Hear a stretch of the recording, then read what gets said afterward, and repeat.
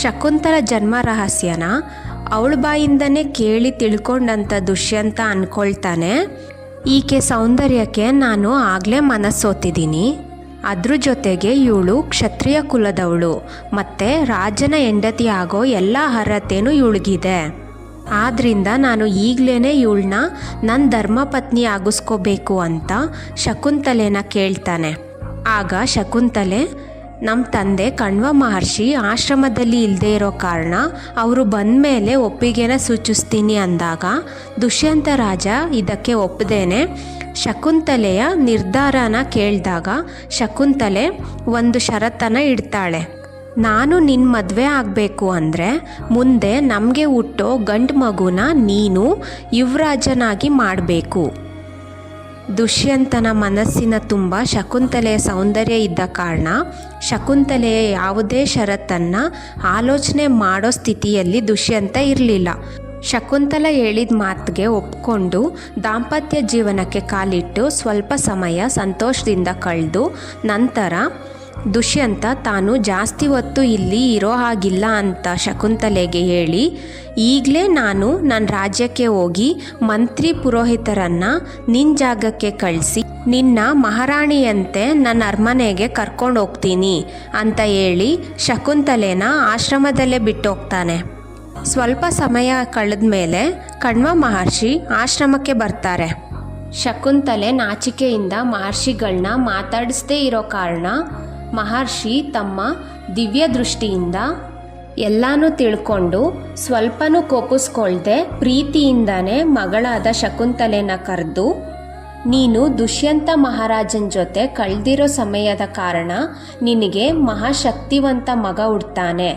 ಆ ಮಗು ಈ ಭೂಮಂಡಲಕ್ಕೆ ರಾಜನಾಗ್ತಾನೆ. ಅವನ ಮುಂದೆ ಯಾರೂ ಸಹ ಯುದ್ಧದಲ್ಲಿ ಗೆಲ್ಲೋಕ್ಕಾಗಲ್ಲ. ಈ ಮಾತನ್ನು ಕೇಳಿ ಶಕುಂತಲ ಖುಷಿಯಿಂದ ಮಹರ್ಷಿ ಬಳಿ ಬಂದು ಕೇಳ್ತಾಳೆ, ಈ ನನ್ನ ನಿರ್ಧಾರದಿಂದ ನಿಮಗೆ ಸ್ವಲ್ಪನೂ ಬೇಜಾರಿಲ್ವಾ? ಆಗ ಮಹರ್ಷಿ ಹೇಳ್ತಾರೆ, ಇಲ್ಲ ಮಗು, ನಾನು ಮಹಾರಾಜನ್ನ ಪೂರ್ತಿಯಾಗಿ ಒಪ್ಪಿದ್ದೀನಿ. ನಿನಗೆ ಯಾವ ವರ ಬೇಕು ಕೇಳು, ನಾನು ಕೊಡ್ತೀನಿ ಅಂದಾಗ ಶಕುಂತಲೆ ತನ್ನ ಪತಿ ಯಾವಾಗಲೂ ಧರ್ಮದ ಹಾದಿಯಲ್ಲಿದ್ದು ಪ್ರಜೆಗಳನ್ನ ಚೆನ್ನಾಗಿ ನೋಡ್ಕೋಬೇಕು, ತಾನು ರಾಜ ಅನ್ನೋ ಮದ ಬರಬಾರ್ದು. ಇದಕ್ಕೆ ಮಹರ್ಷಿಗಳು ತಥಾಸ್ತು ಅಂದರು. ಎಷ್ಟೇ ದಿನ ಕಳೆದ್ರೂ ಶಕುಂತಲಾನ ಕರ್ಕೊಂಡು ಹೋಗೋಕೆ ದುಷ್ಯಂತನ ಕಡೆಯಿಂದ ಯಾರೂ ಬರಲಿಲ್ಲ. ಶಕುಂತಲ ಗರ್ಭವತಿಯಾದ್ಲು.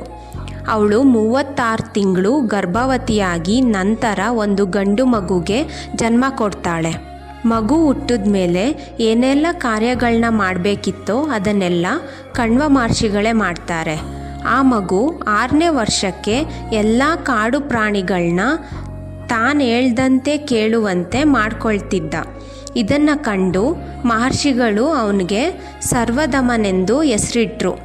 ಮಗುಗೆ 6 ವರ್ಷ ಆದಾಗ ಕಣ್ವ ಮಹರ್ಷಿ ತಮ್ಮ ಶಿಷ್ಯರನ್ನು ಕರೆದು ಹೇಳ್ತಾರೆ, ನೀವು ನನ್ನ ಮಗಳಾದ ಶಕುಂತಲೆ ಮತ್ತು ಮೊಮ್ಮಗು ಸರ್ವದಮನನ್ನು ಕರ್ಕೊಂಡೋಗಿ ಅವಳ ಗಂಡನ ಮನೆಯಲ್ಲಿ ಬಿಟ್ಟು ಬನ್ನಿ. ಯಾಕಂದರೆ ಜಾಸ್ತಿ ದಿನಗಳ ಕಾಲ ಮದುವೆಯಾದ ಹೆಣ್ಣು ಮಗು ತಂದೆ ಮನೆಯಲ್ಲಿ ಇರೋದು ಸರಿಯಲ್ಲ. ಕಣ್ವ ಮಹರ್ಷಿಯ ಶಿಷ್ಯರು ಅದರಂತೆ ಶಕುಂತಲೆ ಮತ್ತು ಸರ್ವದಮನನ್ನ ಅರಮನೆಗೆ ಕರ್ಕೊಂಡೋಗಿ ದುಷ್ಯಂತ ರಾಜನ ಕೈಗೆ ಅವರಿಬ್ಬರನ್ನ ಒಪ್ಪಿಸಿ ಬರ್ತಾರೆ. ಶಕುಂತಲೆ ನಡೆದ ಎಲ್ಲ ವಿಚಾರಗಳನ್ನ ಹೇಳಿ ತಮಗೆ ಹುಟ್ಟಿರೋ ಮಗನನ್ನು ಪರಿಚಯ ಮಾಡಿಕೊಡ್ತಾಳೆ. ಆದರೆ ರಾಜ ದುಷ್ಯಂತ, ನನಗೆ ನೀನು ಯಾರು ಅನ್ನೋದು ಗೊತ್ತಿಲ್ಲ, ನಿನ್ನ ನಾನು ಇದೇ ಮೊದಲನೇ ಸಾರಿ ನೋಡ್ತಿರೋದು, ಸುಮ್ಮನೆ ಏನೇನೋ ಹೇಳ್ಬೇಡ, ಇಲ್ಲಿಂದ ನೀನು ಹೊರಟೋಗೋದೇ ಸರಿ ಅಂದಾಗ ಶಕುಂತಲೆಗೆ ತುಂಬ ಕೋಪ ಬರುತ್ತೆ. ಆ ಕೋಪದಿಂದ ಶಾಪ ಕೊಡೋಕೆ ಮುಂದಾಗ್ತಾಳೆ. ತಕ್ಷಣ ಅವಳಿಗೆ ಅವಳೇ ಸಮಾಧಾನ ಮಾಡಿಕೊಂಡು ಮತ್ತೆ ತಾನು ದುಷ್ಯಂತನ ಜೊತೆ ಕಳೆದಂಥ ಪ್ರತಿ ಕ್ಷಣನೂ ವಿಸ್ತಾರವಾಗಿ ಹೇಳ್ತಾಳೆ. ಆದರೂ ಸಹ ದುಷ್ಯಂತನ ನಿರ್ಧಾರ ಮಾತ್ರ ಅದೇ ಆಗಿರುತ್ತೆ. ಶಕುಂತಲೆ ತುಂಬ ಸಮಯದವರೆಗೂ ದುಷ್ಯಂತನಿಗೆ ಅರ್ಥ ಮಾಡಿಸೋಕೆ ಎಲ್ಲ ರೀತಿಯಲ್ಲೂ ಪ್ರಯತ್ನ ಪಡ್ತಾಳೆ. ಆದರೆ ದುಷ್ಯಂತ ಅವಳಿಗೆ ಅವಮಾನ ಮಾಡ್ತಾನೆ. ಇದರಿಂದ ಶಕುಂತಲೆಗೆ ಗೊತ್ತಾಗುತ್ತೆ, ಇನ್ನು ನಾನು ಏನೇ ಪ್ರಯತ್ನ ಪಟ್ಟರೂ ಅದೆಲ್ಲ ವ್ಯರ್ಥ ಅಂತ ನಿರ್ಧಾರ ಮಾಡಿ ತನ್ನ ಮಗನ್ನ ಕರ್ಕೊಂಡು ಅರಮನೆ ಬಿಟ್ಟು ಹೋಗೋಕೆ ನಿಂತಾಗ ಒಂದು ಅಶರೀರವಾಣಿ ಕೇಳಿಸುತ್ತೆ. ಶಕುಂತಲೆ, ನಿನ್ನ ಪತ್ನಿ ದುಷ್ಯಂತ ಮತ್ತು ಆ ಮಗು ನಿಮ್ಮಿಬ್ಬರಿಂದ ಹುಟ್ಟಿರೋದು. ಇಲ್ಲಿವರೆಗೂ ಶಕುಂತಲೆ ಹೇಳಿರೋದೆಲ್ಲ ಸತ್ಯ. ನೀನು ಅವಳಿಗೆ ತುಂಬ ಅವಮಾನ ಮಾಡಿದ್ಯಾ, ಇದು ಸರಿಯಲ್ಲ. ನೀನು ಶಕುಂತಲೆನ ಹೆಂಡತಿಯಾಗಿ ಮತ್ತು ಸರ್ವದಮನನ್ನ ಮಗನಾಗಿ ಒಪ್ಕೋಬೇಕು. ಈ ಮಗು ಮುಂದೆ ಭರತನೆಂಬ ಹೆಸರಿಂದ ಪ್ರಸಿದ್ಧನಾಗ್ತಾನೆ. ಈ ಮಾತನ್ನು ಕೇಳಿ ದುಷ್ಯಂತ ತುಂಬ ಸಂತೋಷದಿಂದ ಅರಮನೆಯಲ್ಲಿ ಇದ್ದಂತಹ ಎಲ್ಲರಿಗೂ ಹೇಳ್ತಾನೆ, ಈ ಅಶರೀರವಾಣಿ ಹೇಳಿರೋದನ್ನು ಗಮನ ಇಟ್ಟು ಕೇಳಿಸ್ಕೊಳ್ಳಿ. ಶಕುಂತಲೆ ನನ್ನ ಧರ್ಮಪತ್ನಿ ಮತ್ತು ಈತ ನನ್ನ ಮಗ ಅನ್ನೋದು ನನಗೆ ಚೆನ್ನಾಗಿ ಗೊತ್ತು. ಆದರೆ ಶಕುಂತಲೆ ಹೇಳಿದ ಮಾತನ್ನ ಕೇಳಿ ನಾನೇನಾದರೂ ಒಪ್ಕೊಂಡಿದ್ರೆ ಜನರೆಲ್ಲ ನನ್ನ ಮಗ ಮತ್ತು ಶಕುಂತಲೆನ ಸಂಶಯದಿಂದ ನೋಡ್ತಿದ್ರು. ಇದು ಸರಿಯಲ್ಲ. ಜಗತ್ತು ನಮ್ಮ ಸಂಬಂಧನ ಸಂಪೂರ್ಣವಾಗಿ ಶುದ್ಧತೆಯಿಂದ ಒಪ್ಕೋಬೇಕು ಅನ್ನೋ ಕಾರಣಕ್ಕೆ ನಾನು ಈ ರೀತಿ ನಡ್ಕೊಂಡೆ ಅಂತ ದುಷ್ಯಂತ ಹೇಳ್ತಾನೆ. ಶಕುಂತಲೆಗೆ ಈ ಮಾತನ್ನು ಕೇಳಿ ಸಮಾಧಾನ ಆಗುತ್ತೆ. ದುಷ್ಯಂತ ಮಗನಿಗೆ ಪಟ್ಟಾಭಿಷೇಕ ಮಾಡಿದ್ಮೇಲೆ ಭರತ ಎಲ್ಲ ರಾಜ್ಯರನ್ನು ಸೋಲಿಸಿ ಜಯಶಾಲಿ ಆಗ್ತಾನೆ.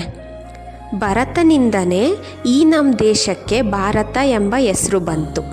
ಈಗ ಮುಂದೆ ಹೇಳಕೊಟ್ಟಿರೋ ವಿಚಾರ ಬಂದು ನವಗ್ರಹಗಳಲ್ಲಿ ಬರ್ತಕ್ಕಂಥ ಶುಕ್ರ ಮತ್ತು ಗುರುನ ಬೃಹಸ್ಪತಿಗಳು ಅಂತಲೂ ಕರೀತಾರೆ. ಶುಕ್ರ ಎಲ್ಲರಿಗೂ ತಿಳಿದಿರೋ ಹಾಗೇನೆ ಶುಕ್ರಾಚಾರ್ಯರು ಅಂದರೆ ರಾಕ್ಷಸರ ಗುರುಗಳು, ಬೃಹಸ್ಪತಿಗಳು ಬಂದು ದೇವತೆಗಳ ಗುರುಗಳು. ಸಾಮಾನ್ಯವಾಗಿ ದೇವತೆಗಳಿಗೂ ರಾಕ್ಷಸರುಗಳಿಗೂ ಯಾವಾಗಲೂ ಯುದ್ಧ ನಡೀತಾನೇ ಇರುತ್ತೆ. ದೇವತೆಗಳು ರಾಕ್ಷಸರಿಂದ ಗೆಲ್ಲೋಕೆ ಬೃಹಸ್ಪತಿಗಳನ್ನ ತಮ್ಮ ಪುರೋಹಿತರನ್ನಾಗಿ ಮಾಡ್ಕೊಳ್ತಾರೆ. ರಾಕ್ಷಸರು ದೇವತೆಗಳಿಂದ ಗೆಲ್ಲೋಕೆ ಶುಕ್ರಾಚಾರ್ಯರನ್ನ ಪುರೋಹಿತರನ್ನಾಗಿ ಮಾಡ್ಕೊಳ್ತಾರೆ.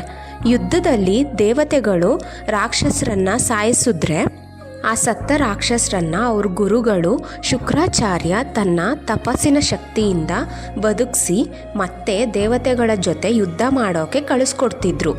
ಹೀಗೆ ಶುಕ್ರ ಮತ್ತು ಬೃಹಸ್ಪತಿಗಳು ಇಬ್ಬರು ಬ್ರಾಹ್ಮಣರೇ ಆದರೂ ಸಹ ಅವ್ರ ಮಧ್ಯೆ ಪರೀಕ್ಷೆಗಳು ನಡೀತಾ ಇತ್ತು. ಯುದ್ಧದಲ್ಲಿ ಸತ್ತೋಗಿರೋ ದೇವತೆಗಳನ್ನ ಬದುಕಿಸೋ ವಿದ್ಯೆ ಬೃಹಸ್ಪತಿಗೆ ಗೊತ್ತಿರಲಿಲ್ಲ. ಆದ್ದರಿಂದ ದೇವತೆಗಳೆಲ್ಲ ಸೇರಿ ಒಂದು ನಿರ್ಧಾರಕ್ಕೆ ಬರ್ತಾರೆ. ಹೇಗಾದರೂ ಮಾಡಿ ಈ ಸಂಜೀವಿನಿ ವಿದ್ಯೆನ ನಮ್ಮ ಕಡೆಯಿಂದ ಯಾರಾದರೂ ಕಲಿಬೇಕು ಮತ್ತು ಶುಕ್ರನಿಂದನೇ ಕಲಿಬೇಕು. ಇದಕ್ಕೆ ಸರಿಯಾದ ವ್ಯಕ್ತಿ ಅಂದರೆ ಬೃಹಸ್ಪತಿಗಳ ಹಿರಿಯ ಮಗನಾದ ಕಚನ. ದೇವತೆಗಳೆಲ್ಲ ಕಚನನ ಬಳಿ ಹೋಗಿ ಇರೋವಂಥ ವಿಷಯನ ಹೇಳಿ ಅವನಿಗೆ ಅನುಕೂಲ ಆಗೋ ಸಲಹೆನೂ ಕೊಡ್ತಾರೆ. ಅದು ಏನಂದರೆ, ಶುಕ್ರನಿಗೆ ದೇವಯಾನಿ ಎಂಬ ಮಗಳಿದ್ದಾಳೆ. ಅವಳನ್ನು ನೀನು ಚೆನ್ನಾಗಿ ನೋಡಿಕೊಂಡ್ರೆ ನಿನಗೆ ಶುಕ್ರನಿಂದ ಸಂಜೀವಿನಿ ವಿದ್ಯೆ ಕಲಿಯೋಕೆ ಸಹಾಯ ಆಗುತ್ತೆ. ಕಚನ ಇದಕ್ಕೆ ಒಪ್ಪಿ ಶುಕ್ರನ ಬಳಿ ಹೋಗಿ ನಮಸ್ಕಾರ ಮಾಡ್ತಾ ತಾನು ಬೃಹಸ್ಪತಿಗಳ ಮಗ ಅನ್ನೋದನ್ನು ತಿಳಿಸಿ, ನೀವು ನನಗೆ ವಿದ್ಯಾಭ್ಯಾಸವನ್ನು ಹೇಳ್ಕೊಡ್ಬೇಕು ಅಂತ ಕೇಳ್ಕೊತಾನೆ. ಶುಕ್ರ ಇದನ್ನು ಕೇಳಿ ಖುಷಿಯಿಂದ ತನ್ನ ಶಿಷ್ಯನಾಗೋಕೆ ಒಪ್ಕೊಳ್ತಾನೆ. ಕಚನ ಗುರುಗಳಿಗೆ ಹೂ ಮತ್ತು ಹಣ್ಣುಗಳಿಂದ ಖುಷಿಪಡಿಸ್ತಿದ್ದ.